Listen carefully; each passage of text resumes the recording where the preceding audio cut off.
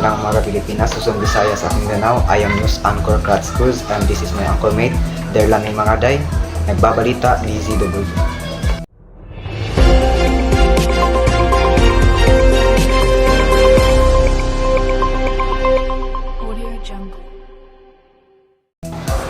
Isang magnitude 6.8 na lindol ang tumama sa dakbayan ng Davao City noong nakaraang araw at nakapinsala ito ng mga pagguho ng mga gusali marapit sa paaralan. Ipapahayag ni Castillote.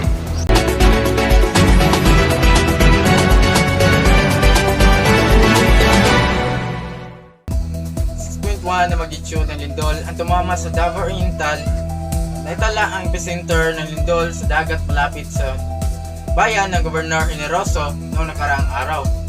Nagkaminsala ito ng pagguho ng isang gusali. Nakikita ninyo, ganito ang naging pinsala ng lindol dito sa Davao Oriental. So ngayon, Mr. Cruz, hinasgaso na ng DNR ang naturang insidente. Maraming salamat, Castillote. Sa kabilang banda, halos 10 bilang na ang namatay ng landslide dito sa Davao City.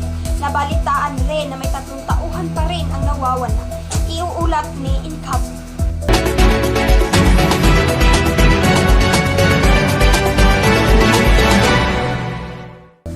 Salamat, Cruz.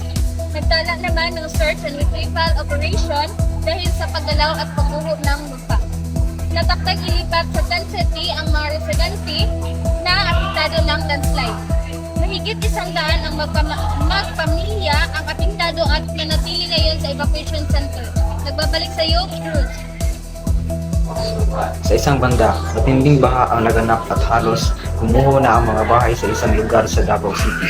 Mahigit 55 ang nasalantaan at 10 individual ang patuloy pa rin na hinahanap.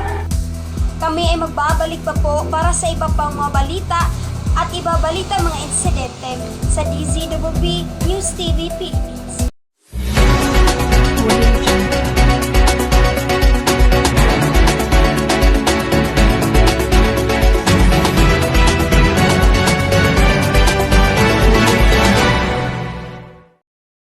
Pag kailangan ng gamot, huwag mahihiyang magtanong.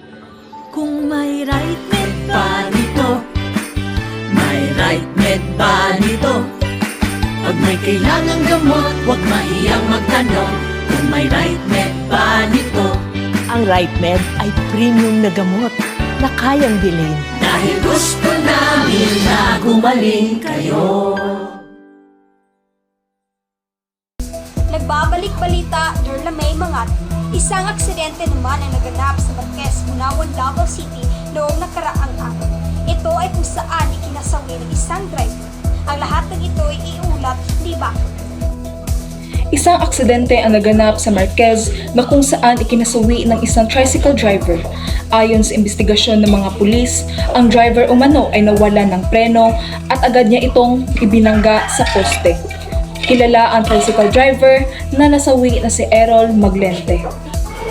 Isang lalaki ang kinasuhan ng arsong dahil sa pagsunog ng isang bahay. Ito ang tutunghayan natin sa balita. Isang sunog ang naganap sa lugar ng Boston kung saan kinasawi ng isang pamilya. Kilala sa pangalan ni Snowy Mendoza ang umano'y naging suspect ito. Ayon sa kapitbahay ng pamilya, ay madaling araw daw nangyari ang aksidente. Ayon sa investigasyon, patay ang buong pamilya. Sa ngayon, ay hinahanap pa ng mga pulis ang suspect. Kidnapping naman ang naganap sa San Isidro, Bunawan, Davao City noong nakarang araw alas 2 ng hapon. Isang batang babae, 7 anyos, ang nawawala. Ayon sa ina nito at sa investigasyon, 4 na araw na raw na nawawala ang batang ito. Ito'y ating tunghayan sa pag-uulat ni Hampa.